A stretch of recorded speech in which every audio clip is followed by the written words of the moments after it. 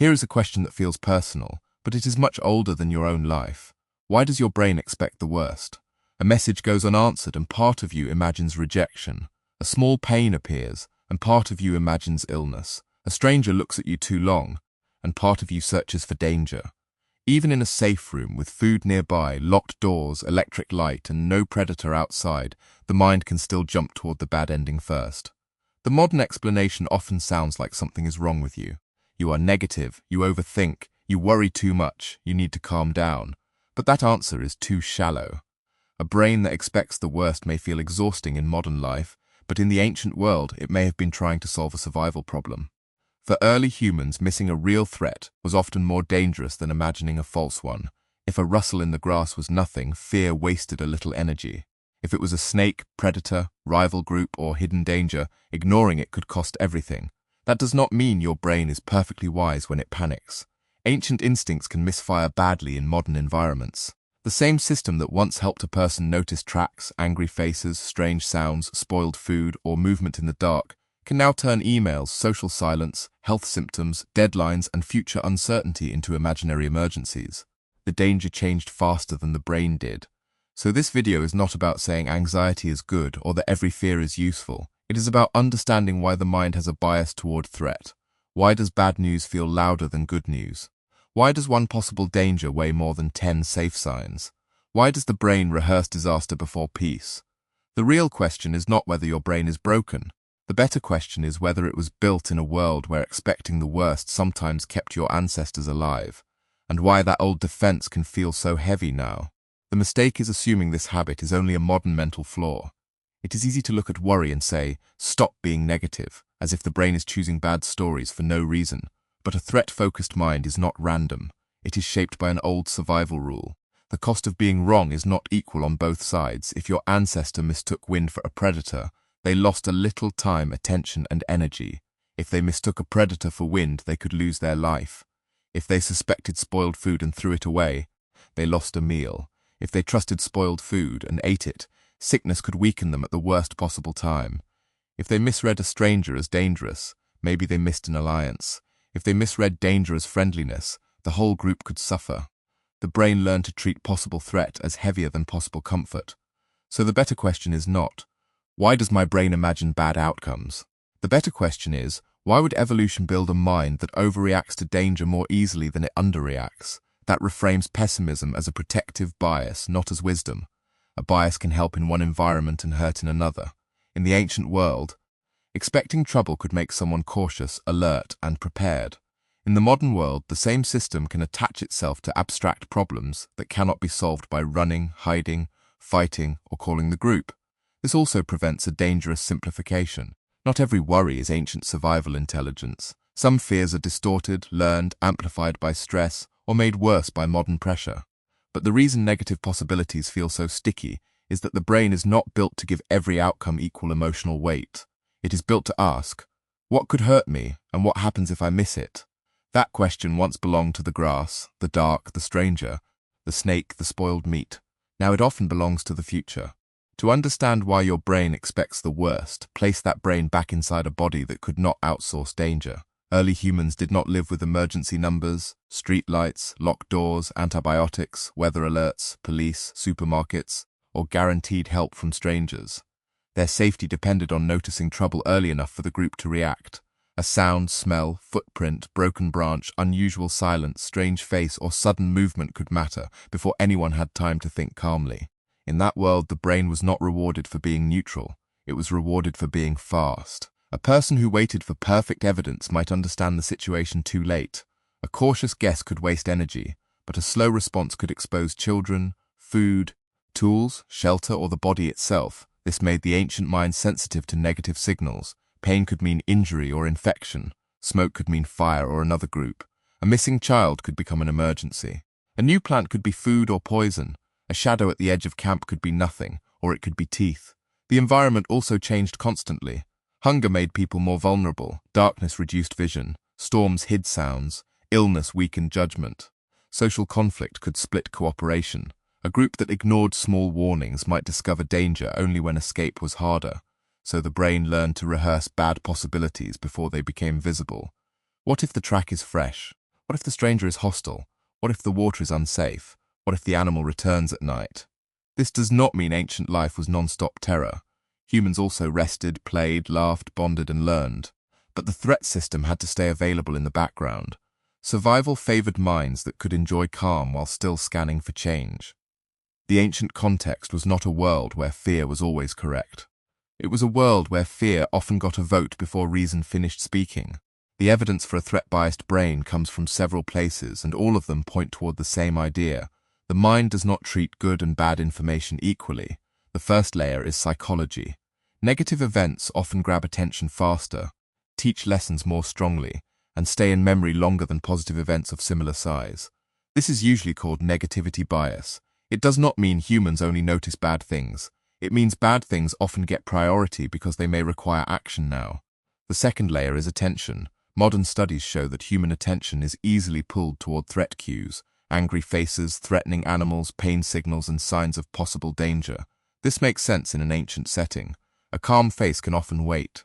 A friendly sound can wait, but a snake-shaped object, hostile posture, strange movement in grass, or sudden silence near camp may need immediate attention. The brain's first job was not to be fair to every signal. It was to prevent the costly signal from being missed. The third layer is error cost. Evolution does not only shape accurate thinking, it can also shape useful mistakes. If two errors have different costs, the safer bias may be to make the cheaper mistake more often. Mistaking a harmless rustle for danger wastes energy. Mistaking danger for harmless noise can kill. This helps explain why the mind may lean towards suspicion, caution, and worst-case rehearsal even when the evidence is incomplete. The fourth layer is social life. For early humans, threats were not only predators and snakes, they were also angry faces, exclusion, betrayal, conflict, sickness, spoiled food, unsafe water, and loss of group support. A person who noticed social danger early could repair a bond, avoid a fight, or protect their place in the group. That means the brain learned to scan not only the landscape, but also other people. So the evidence does not say the brain is always correct when it expects the worst. It says the brain is biased toward information that could hurt the body or the social group. In the ancient world, that bias could protect. In the modern world, it can also trap the mind inside alarms that no longer match the real danger. The mechanism begins with a protective shortcut. The brain reacts to possible danger before it fully proves danger exists. That shortcut can feel unfair in modern life, but in a prehistoric environment, delay could be expensive. If a branch moved in the grass, the safest first response was not a calm essay about wind patterns. It was attention. Stop, look, listen, prepare the body before the hidden thing becomes clear. The first mechanism is prediction. The brain is always trying to guess what comes next, and danger guesses receive extra force. A vague sound becomes something may be there. A strange smell becomes this may be unsafe. A tense face becomes this person may turn against me. These guesses are not always accurate. They are early warnings. The brain would rather interrupt peace too often than allow one real threat to pass unnoticed. The second mechanism is memory weighting. Bad experiences teach harder because they may need to change future behavior. If a certain path once led to a snake, that memory becomes louder than 10 ordinary walks. If one stranger once caused harm, the brain may treat new strangers with extra caution. This is not perfect logic, it is emotional tagging. The brain marks dangerous patterns in bright colors so the body does not repeat them casually. The third mechanism is body preparation. Expecting the worst is not only a thought. It changes breathing, muscles, attention, stomach, and sleep. The body prepares to move, hide, fight, call for help, or freeze. In the ancient world, that preparation could be useful. In the modern world, the same preparation can appear before an exam, a message, a bill, or an awkward conversation, even when no physical escape is possible. So the brain expects the worst because it is built to reduce surprise. It would rather suffer from too many alarms than miss the one alarm that mattered. The problem is that modern life gives this old system endless abstract dangers, but very few clean endings where the body can say, the threat is gone. Imagine a small group walking back toward camp at dusk. The day has been ordinary enough to let attention soften. Then someone hears a snap in the brush. It might be a falling twig. It might be a bird. It might be an animal shifting its weight. Nobody knows yet. But one person stops, and that pause spreads through the group faster than speech. The brain does not wait for proof. It begins building the worst version first. What if a predator is near? What if a child is behind the group? What if the wind is hiding a smell? What if the sound came from the path to camp? Bodies tighten. Eyes search the shadows. Someone pulls a child closer. Another person grips a stone. For a few seconds, the group is living inside a prediction, not a fact. Then the source appears. A small animal bursting from the grass and running away. The danger was false. The group breathes again. Maybe someone laughs. Maybe a child is embarrassed for being scared. But the brain does not treat the moment as useless. It has rehearsed a response. Stop, gather, protect, search, prepare. The false alarm cost a little energy, but it also proved that the group could still react together. Now imagine the opposite. Another evening, another snap in the brush. This time it is not a harmless animal. This time the warning is real. The person who stops first gives the group seconds they would not have had.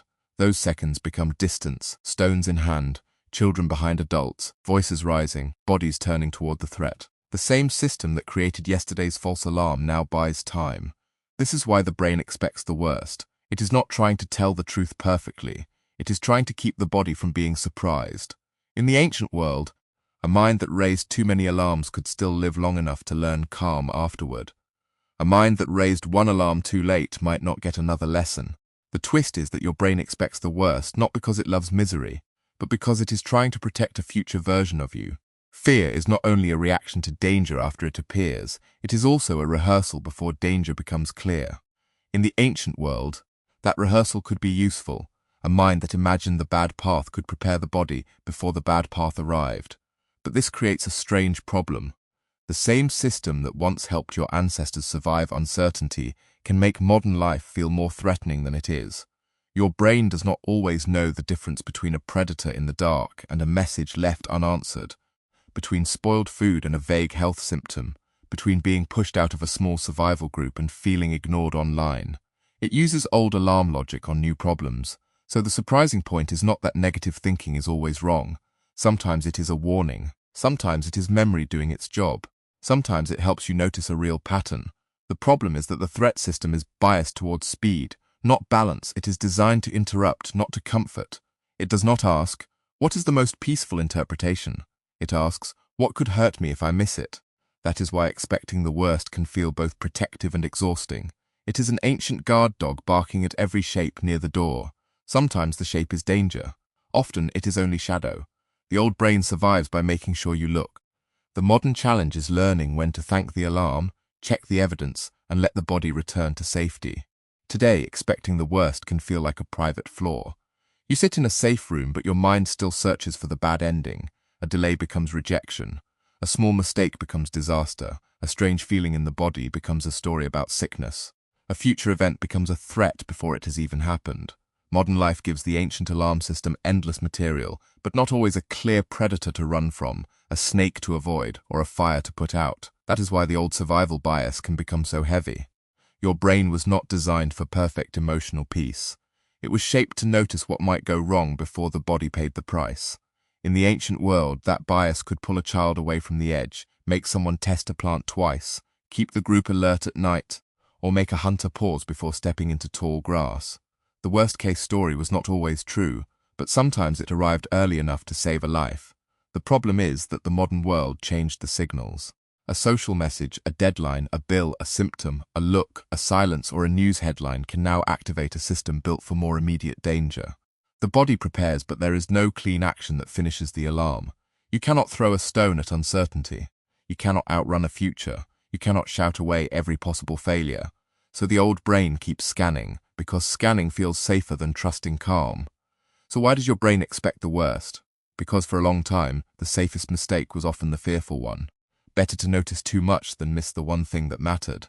Better to rehearse danger than walk blindly into it. But that does not mean every dark prediction deserves obedience. The ancient alarm is information, not prophecy. Your mind is not broken because it looks for danger. It is carrying an old survival habit into a world where many dangers are invisible, social, delayed, or imagined. The challenge is not to destroy the alarm. It is to learn how to hear it without letting it rule the whole camp inside your head.